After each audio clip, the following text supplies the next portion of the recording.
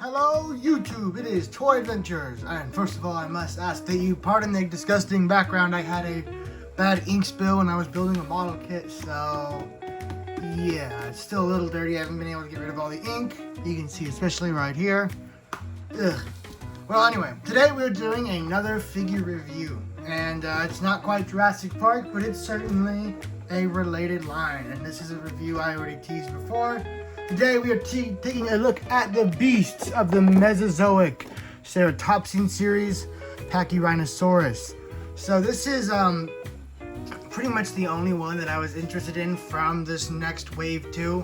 I think wave 3 is where pretty much all the bangers are at, but for wave 2 this is the one I would recommend.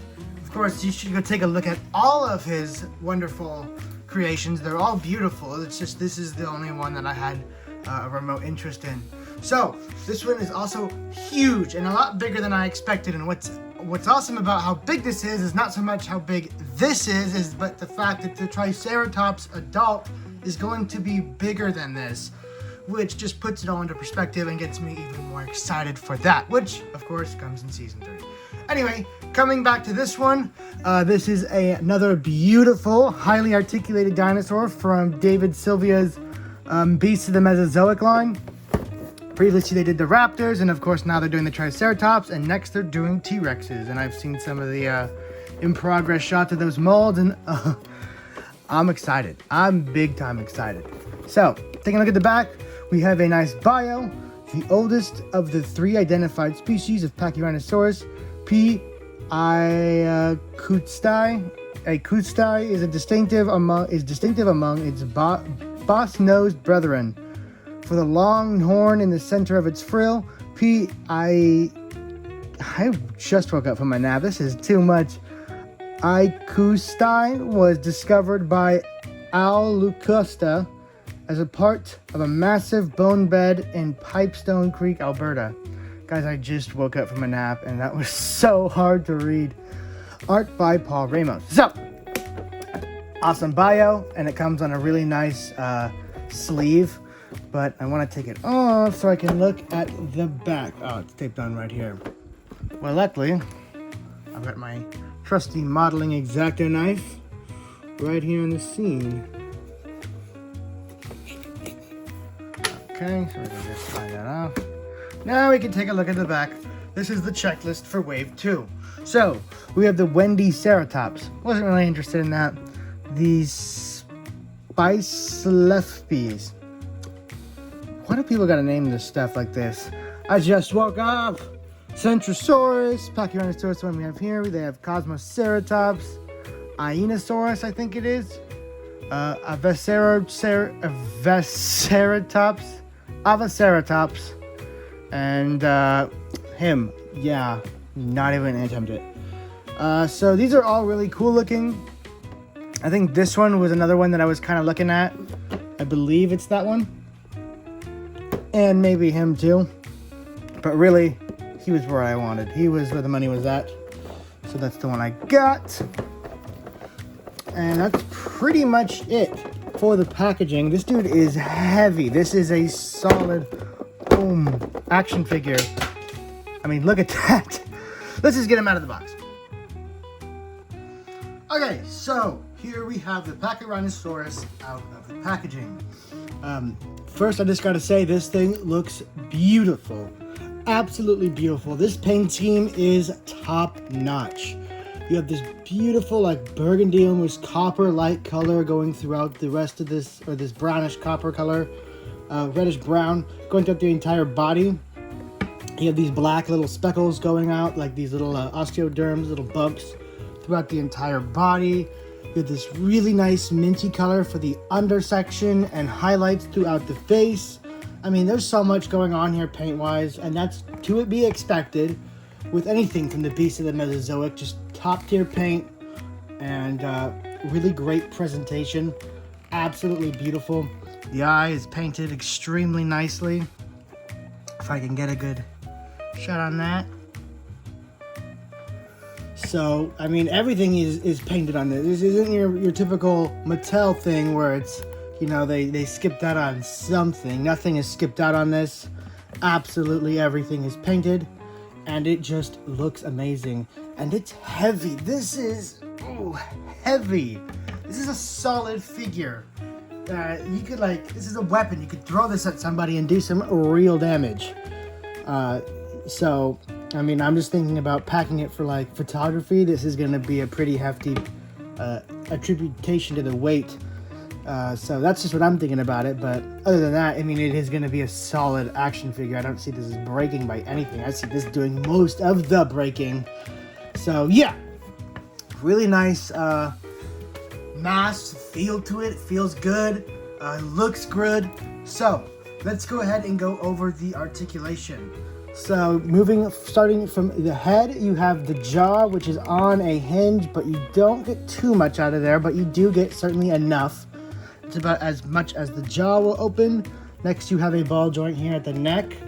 Now, keep in mind, all these joints are pretty stiff. That's about as much turn as you're going to get out of that. Moving it to the other side, you're going to get about that much.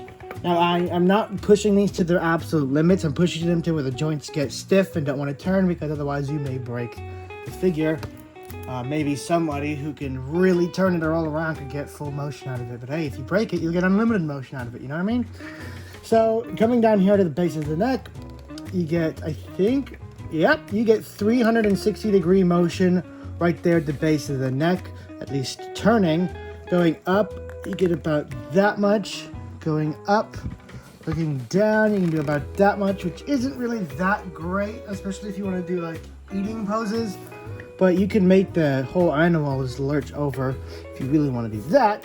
Keep coming down here to the shoulder.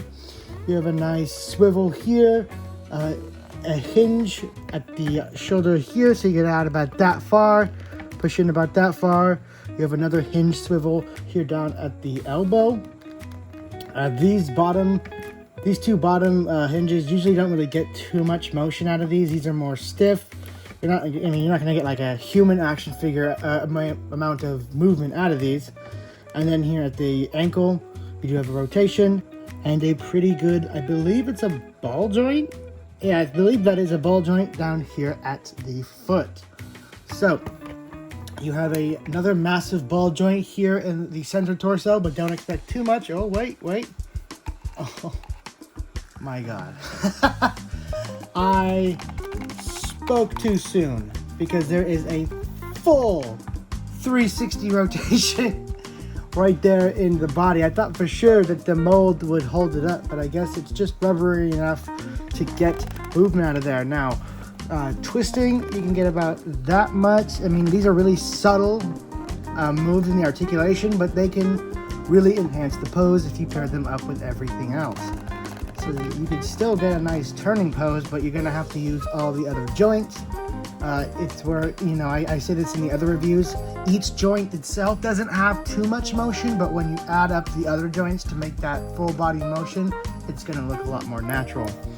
So moving back here to the hind legs, you have another rotation, and I believe it is also on a hinge, but you don't get nearly anything from this one. Same down here at the back, I believe that this is the knee. And I'm not getting anything out of this. This is more of just for rotation, I believe. Maybe if you really put like a hair dryer in there and loosen up that joint. I don't want to risk breaking it. This is $85. And yeah, you do not want to be breaking this one. So, down here at the ankle, I believe. I don't know which one would be considered the ankle joint. What would this be considered? Like the shin joint, I guess. You do get a hinge. Going up about that far. Going down about that far. Full rotation. The feet, I believe, are the same, as the front. They're just on ball joints. Tail, of course, you plug it in, it's a ball joint. So you get a ton of articulation on this thing. You can pretty much pose it in any way you really need to for a dinosaur pose. Like I said, those grazing poses, you kind of want to lower these down, move his head down. You got to work with it. But you can get those poses. See? That's what I love about these, is these are like the really nice centerpiece kind of figures. They're the high detailed ones. These are the ones you're gonna want on display and in pictures. I mean, these just look amazing. Now, I kept hyping up the size, so let's go ahead and just transition over into scaling. Haha, get it? Because he's covered in scales. Okay, so how does this figure scale in? I know everyone wants to know how does this scale in with Jurassic Park? And of course, how does it scale in with its own line? So let's go on to that. First, we're going to start with how it scales in with other figures in the Ceratopsian series, and then we're going to see how it scales in with dinosaurs from Mattel's Jurassic Park. So, first up, for size comparisons, we are going to take a look at it compared to the Styracosaurus adult. So, as you can see, this Styracosaurus, which I thought was a pretty good size back then, is absolutely dwarfed by this thing. This is a true behemoth of a Triceratops figure. I mean, I'm of course going to compare it to the Hasbro Pachyrhinosaurus from 2013, and you're going to see that it just gets dwarfed. Like, we thought that was a good size Triceratops figure, or Ceratopsian size figure. Nah, this line isn't playing around. These are real, you know, 1/118 scale, like no messing around. This is how big they should be. And that's what I love about this line. So, I unfortunately don't have my sub-adult Triceratops at hand. I don't know where it is. I have to go look for it a little more extensively. But here is the Nasutoceratops. Of course, the Nasutoceratops was a little bit smaller, and I don't have my Chasmosaurus. I can't find that either. But I'll find them. Here they are. I mean, this thing is just absolutely tiny, dwarfed, minuscule. So let's move on to Jurassic Park, because I know that's what a lot of you guys want to see.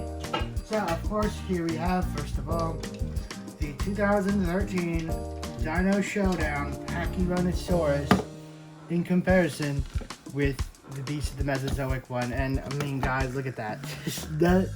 No comparison. This thing's top of its frill is almost to where this thing's chin is. So, absolutely dwarfed. If you guys are, for some reason, big Pachyrhinosaurus fans, I just think they're cool Ceratopsians, and I thought this was a cool figure. If you guys have the money, I mean, like I said, at 80 bucks, shipping comes out to $96 total. If you have $96 and you want a good Pachyrhinosaurus figure, you're not going to get a better one than this one. There's just not any distance that are even close. So, next up, we're going to take a comparison with it with something a little more modern. I know you guys have the Extreme Chompin' T-Rex. Yeah, T-Rex. This hunt ain't looking so one-sided anymore, is it, T-Rex? No, I think you're having a bit of second thoughts. I mean, it's not nearly as dangerous as the Triceratops, but I mean, still, I mean, this looks really almost not quite fair yet, but a little more even than this versus this. This looks really cool. Not quite fully the proper size. Sorry, that's my loud chair. And here is the Thrash and Throw. I know a little bit more of you guys have this one. I mean, this guy was everywhere back in the day. So here, this is looking a little more one-sided again with the T-Rex being huge. I like this scaling a little bit more, but just keep in mind, the Triceratops is going to be even bigger than him. So, let's get on to humans. How does this scale in with 1/118 scale human figures? Alright, starting us off, here is, of course, a Mattel human. So this is how a Mattel figure scales in, guys. The head doesn't even reach the chin. The head doesn't even reach the chin. This thing is massive. Absolutely massive. So there's how Owen Grady fares. We're going to go ahead and keep him right there since he fits just so snugly under that chin. Next, and finally, is Marauders, who are just a little bit taller.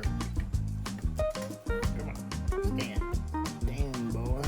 And yeah, these human figures are kind of hard to get in. So, not quite, below the chin, a little taller, but still, I mean, it looks massive in comparison. This is a full-fledged dinosaur toy. An expensive one, not something you could just get as many of you want of. I mean, you could if you have money, but it is a bit, you are paying a premium. But if you have the money and you have the interest, I say go for it. This is definitely one of the standouts in the line.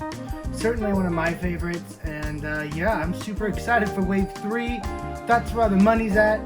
$130 for a Triceratops toy. You know it's going to be good. Guys, that's all I have for this review. Thank you so much for watching.